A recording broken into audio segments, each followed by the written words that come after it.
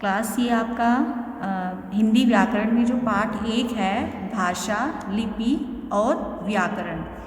भाषा means language, लिपि script, व्याकरण ग्रामर, इसको जो इंग्लिश में बोलते हैं भाषा, लिपि और व्याकरण। तो सबसे पहले हम ये देखते हैं कि भाषा क्या है, लैंग्वेज क्या है। भाषा वह साधन है जिसके द्वारा मनुष्य बोलकर या लिखकर अपने विचारों का आदान प्रदान करता है। मीन्स जैसे मैं आपको पढ़ा रही हूँ, आपको मैं बता रही हूँ, तो ये एक भाषा है। भाषा, मैं आपको, भाषा भी 2 तरह की होती हैं, एक लिखित और एक मौखिक। तो मैं आपको ओरली बता रही हूँ, तो ये आपकी कौन सी भाषा हो गई? मौखिक भाषा।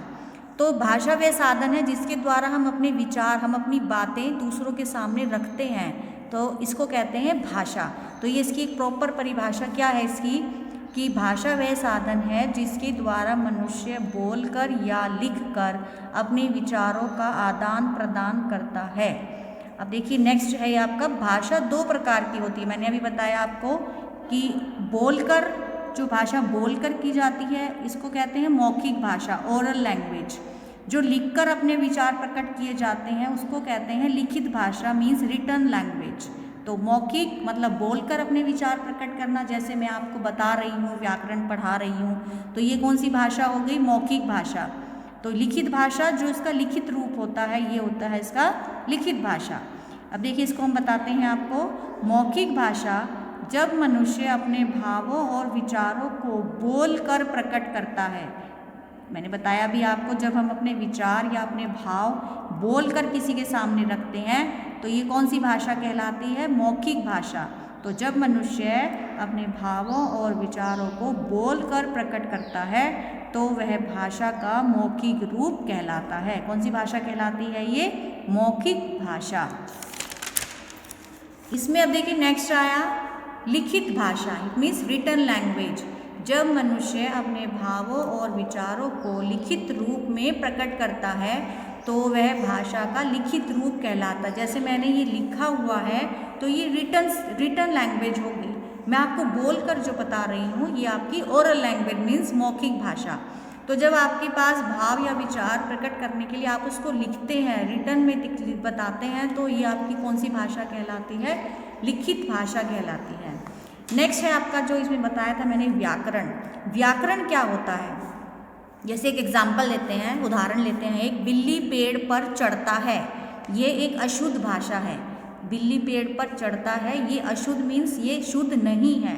इसकी शुद्ध भाषा क्या होगी? बिल्ली पेड़ पर चढ़ती है, तो ये इसकी शुद्ध लैंग्वेज, शुद्ध भाषा हो गई, जिसमें क्या आया कि बिल्ली पेड़ पर चढ़ती है। तो व्याकरण की परिभाषा क्या हो गई? व्याकरण वह शास्त्र है जिसके द्वारा भाषा के नियमों को जानकर शुद्ध बोलना या लिखना सीखते हैं। मतलब व्याकरण से हम क्या करते हैं? किसी भी लैंग्वेज के जो नियम होते हैं उनको जानने के लिए उसको शुद्ध बोलना। कई बार क्या होता है, कुछ बच्चे पेड़ को पेड़ भी बोल सकते हैं। पेड़, पेड़ गलत हो गया, पेड़। तो व्याकरण क्या है कि यदि इस डैग के नीचे ये बिंदी आ गई है तो ये आपका क्या हो जाएगा? इस ये डैग के ऊपर बिंदी है तो समझिए क्या बोला जाएगा? अणे, पेड़। तो इसी तरह से बोलना और लिखना शुद्ध रूप ये क्या कहलाता है आपका? ये व्याकरण कहलाता है।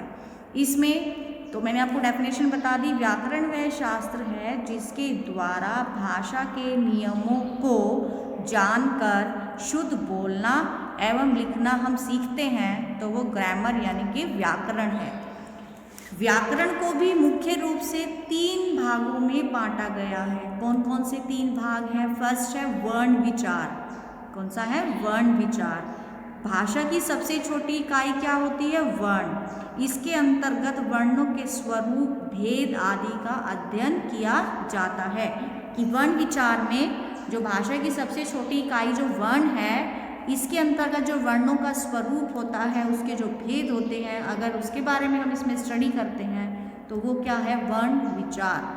सेकंड आपका आता है शब्द विचार। इसके अंतर्गत शब्दों के स्वरूप तथा इनके भेदों का अध्ययन किया जाता है।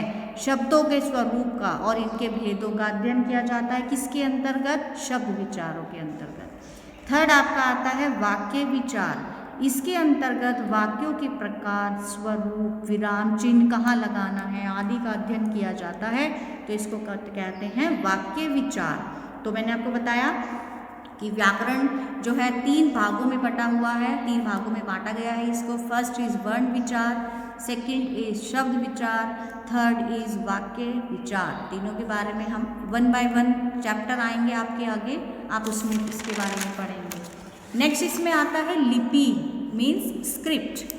भाषा के लिखित रूप को लिपि कहते हैं। जो भाषा का जो ये रिटन स्क्रिप्ट, ये रिटन जो इसका फॉर्म है, क्या बोलते हैं उसे हम? लिपि, मीन्स स्क्रिप्ट।